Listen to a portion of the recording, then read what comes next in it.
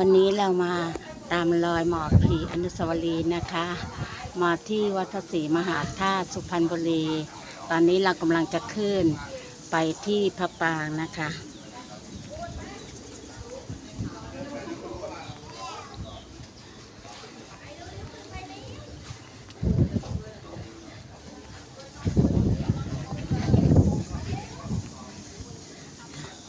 ก่อนจะขึ้นพระปรางเราก็ต้องเวียนรอบพระปราง3 รอบก่อนนะคะ ก็ถวายดอกไม้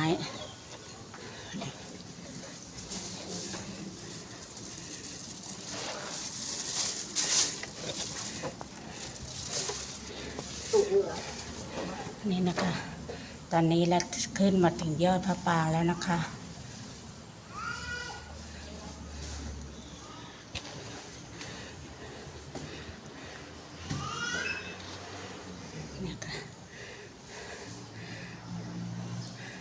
เป็นพระพุทธรูปข้างหลังพระพุทธรูปก็จะเป็นพระปรางนะคะ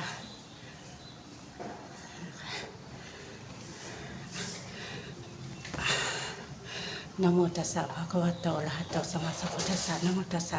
ภะคะวะโตอะระหะโตสัมมาสัมพุทธัสสะนะโมตัสสะภะคะวะโตอะระหะโตสัมมาสัมพุทธัสสะตั้งแต่นี้ต่อไปขอให้ชีวิตของลูกมีแต่สิ่งที่ดีๆมีแต่คนที่ดีๆเข้ามาสาธุสาธุสาธุ